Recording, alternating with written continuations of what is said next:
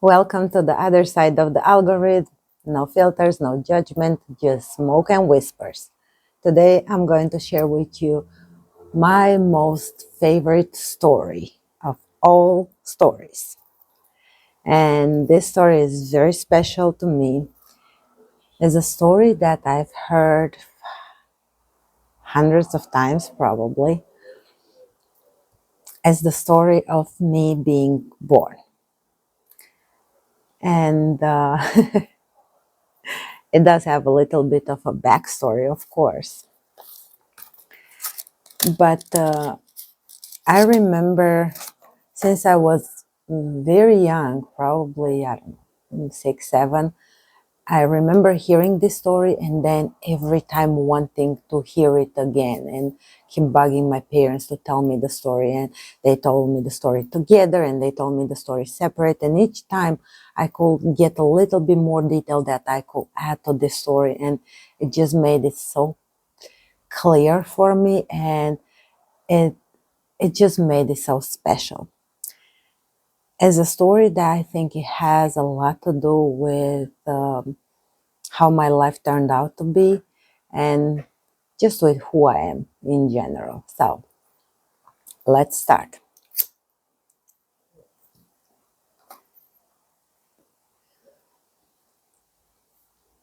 So my parents were married for a couple of years. Both my parents were married before, and they both had a daughter from the previous marriage. The only one that was living with them now, them being married, was my mom's daughter, which in time pretty much became, my dad became her dad as well. So we were a proper family. It was never a matter of being my stepsister or his stepdaughter. That was never, actually, I think for the longest time, I didn't even knew or had any idea that she was my stepsister. So that's kind of how we grew up, as being real sisters, which we are. So they've been married for a couple of years. My dad wanted a kid. My dad wanted a boy, specifically, because he already had a daughter. Now he was married with this woman that had another daughter. And I think it's just something that majority of men want to have a son. So he was determined to have his son. The thing was, my mom was not that excited about this idea. And from their story, it seems that she was kind of trying to trick my dad, like delaying the moment. And yes, it might happen someday, but as for now, it just doesn't happen. I don't know, maybe there's a problem or whatever. She will just try to drag it, hopefully hoping that it will not happen, because I don't know, I guess she was done with having kids. After a few years, my dad figured out what's happening, and he pretty much took her to, no, the first time he sent her um, to the doctor to make some checks and to make sure everything is okay. And she went. She told him everything is okay, and it was, except one little thing, where the doctor told her that if she really wants to get pregnant, she should do this treatment, those injections, which she never shared with my dad. She never shared this information. She just said everything is fine. Obviously, she had a plan. But it just happened that somehow my dad found out. And for the next, I think, 8 months, if I remember correctly, he pretty much went with her every single time, once a month, hold her hand, take her there, make sure she does get that treatment, that injection. And that's how she ended up being pregnant with me. So her plan did not work. His did. And of course, they were both happy. My mom, I guess she just accepted the idea. And in the end, she was happy. I think it was more her being happy for seeing him how happy he was, rather than her being happy for, well, having another kid and going through another pregnancy.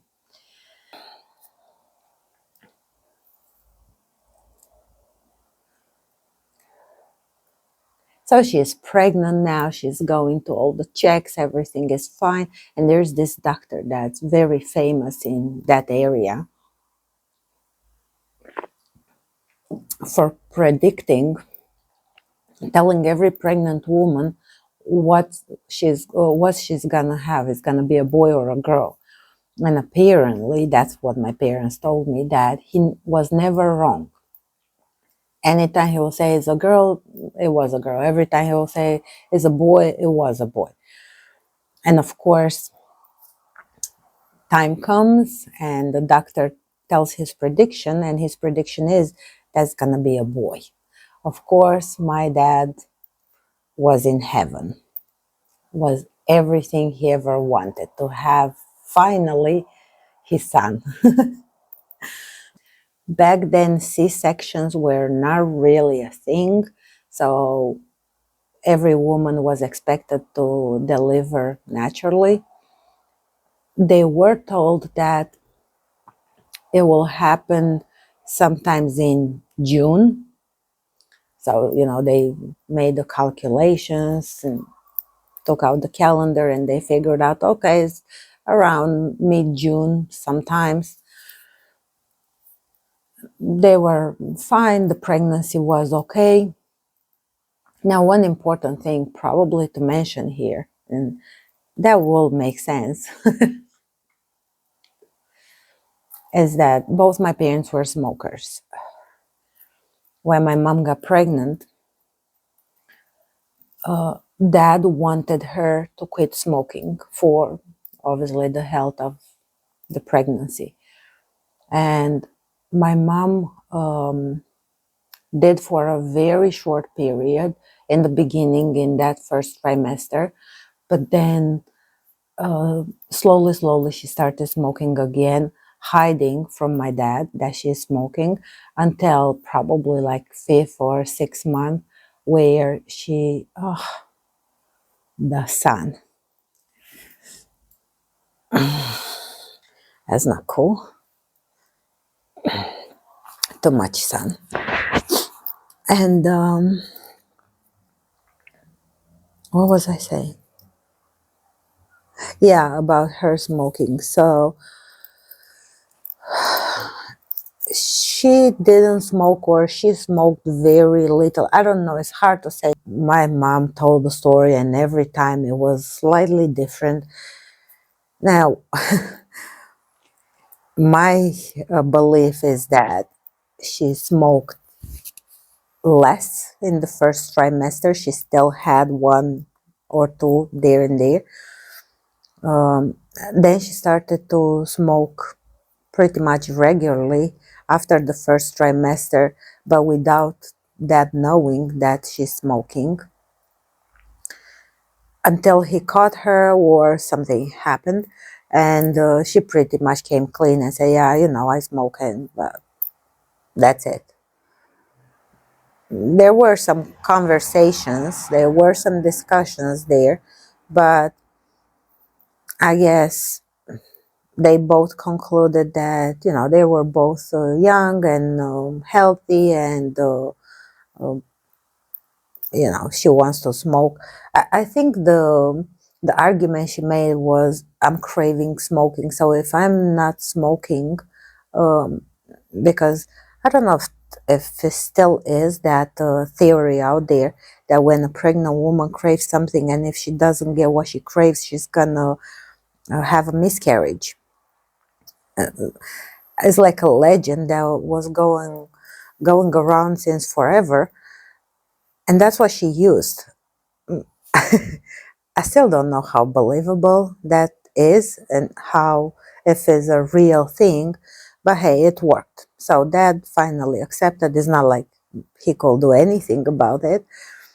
So from about fifth month or so, she pretty much smoked regularly, and if life just happened as normal. Now, the first time she feels that she has some contractions happened in beginning of June sometimes, and they rush to the hospital, and they keep her in the hospital for a night, and they tell her, no, it's not time yet. It was how did they put it, like a fake contraction thing. I guess that happens sometimes. So they sent her home and said, you know what, come in 2 weeks, probably that's around the time when you're when it's your due date, so that will be fine. She comes back 2 weeks later. um, she stays in hospital like 3 days, waiting for something to happen. Nothing happens. By this time, think about it, summer is very hot. She's very uncomfortable. She's very big. She just wants that thing out of her. And that thing, meaning me, doesn't really want to go out. It feels good there where she is. My mom is not very happy about this.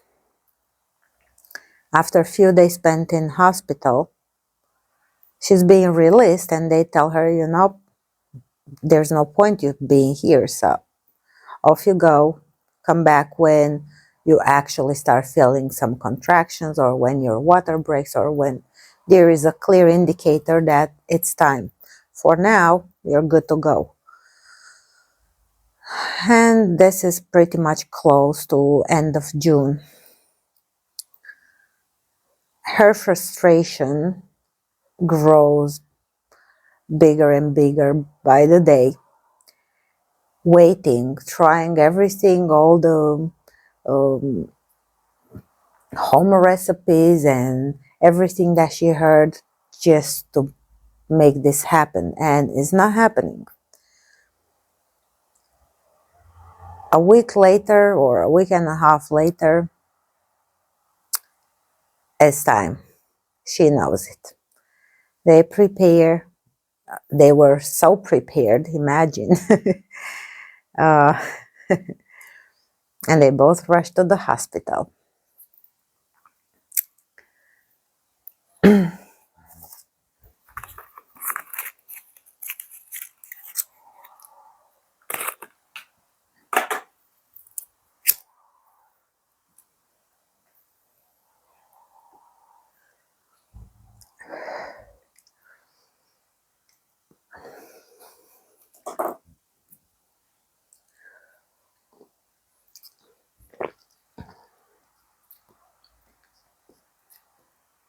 Oh my God, this sun is killing me.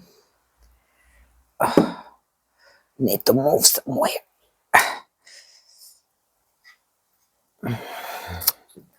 Oh, not good. Let me move. All right. Seems like it's a little bit better here. So, as second week of July, very hot, very humid. My mom tells me that they had all the windows and doors open in the hospital, so it could be a little bit of a breeze, so they could actually breathe, because it was unbreathable. Remember, it's 1982. There were no ACs. And she stays there 1 day, 2 days, 3 days. Lots of women come in, they deliver their babies, they go home. My mom is still there. And she's telling the story how when the contractions started to happen and to be more frequent, she was just praying that's it, that's the time. And she talks about this very, very long hallway that was in the hospital, and how she was walking on that hallway with the Bible on her head. Now, I don't know why the Bible on the head. I've asked her that, and she said, it's for protection, for everything to be good, whatever, and smoking. So I can always picture her with a big, big belly, barely walking, making it from one side to the hallway to the other side, walking back and forth, just waiting and hoping for this to happen. So the more frequent contractions started around somewhere around 7 p.m. And she does all those back and forth walks on the hallway, smoking, by the way.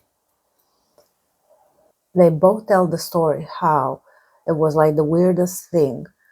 All of a sudden, everything seemed to be very still, like there was not one bit of wind, of nothing happening. Everything was just like a still picture. Everything got very dark. In summer, it gets darker later on around 9, 10 p.m. And it was like 7, 8, and it got very dark. And then the biggest storm just started. Now, when this storm started, it was pretty violent apparently. And my dad decided to go home and to wait for a call if something happens, because he was not sure it will happen this night, as it didn't happen many other times before. And he goes home. My mom remains in the hospital. This storm becomes more violent. Trees are ripped from the ground as things are flying all over the place. Very, very heavy rain is pouring down. There is thunder, there is lighting, there is a very, very scary environment. And my mom told me the story of how scared she was, thinking about all sorts of scenarios, wondering if the power will still be on, because she knew, they need light, and they and they need power to be able to do what they were supposed to be doing. And just that thing of being there pregnant and alone in a hospital waiting to deliver a baby in this crazy weather. And the storm doesn't stop. If anything, it gets worse and worse. At one point, she talks about her pain started to become so unbearable that for a while she kind of dismissed, she forgot, or she put what's happening outside on hold, because what was happening with her was way bigger and way more important. And she finally delivers me. I show up in this ward, and after everything is okay and I've been delivered, then when she realizes that the has ended, it's all done and gone. Of course, the biggest shock was to discover that I was not a boy as they were all expecting. They've even had a name picked up for me. I was supposed to be named Robert. A nurse called my dad. He was apparently waiting next to the phone. So around 4 a.m., he found out that his wife has delivered a baby girl. He was that excited that he even refused to go to the hospital right then and then. The storm was ended, so he could have just went to the hospital, but he decided what's the point to rush.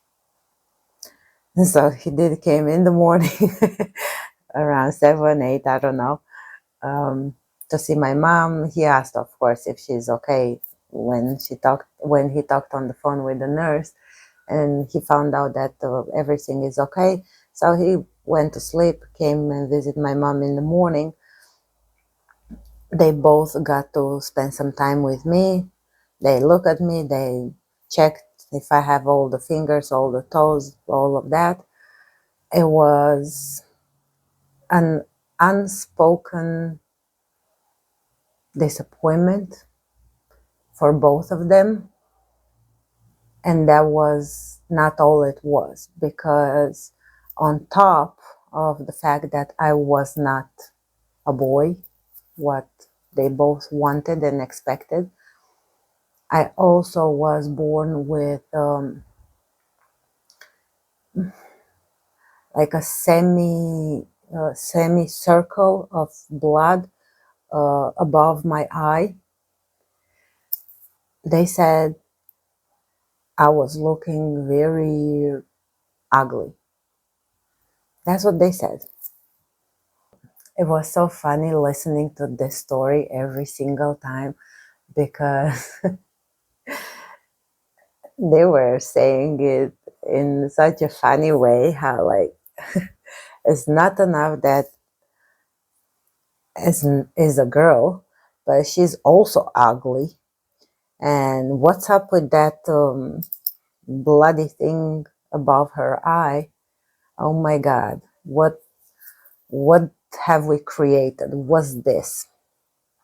And then of course they do talk about, a few days later, a few weeks later, um, I got cleaned up, I started to have more hair, that bloody thing went away, I started to look more presentable, I guess. And then eventually I turned out to be a cute baby. And I believe them because I've seen pictures and I was pretty cute, let me tell you. There was no pictures of me for when I was born. The first pictures of me were later on when I was maybe 4, 5, 6 months old. I wish the technology, the resources that are today will have existed back then, so then maybe I could see this whole video of everything happening with the storm, with my parents being so excited and expecting and hoping for their son to arrive, and going checking in the hospital just to be released and be told to come back later. All of those things. And the storm, I would have loved to see that, but I do see it. I see it in my mind. Every time I'm thinking about this story, it's a very special story to me, because it's the story of how I decided to make my entrance here. Well, it seems that the sun has left, has made his exit for the day. I guess that's our cue to end this video. Keep questioning everything, and remember, some things are better left unsaid here, but not on my private community. So grab your coffee or your whatever, bring your ideas, bring your questions, bring your stories, and let's hang where real conversations happen.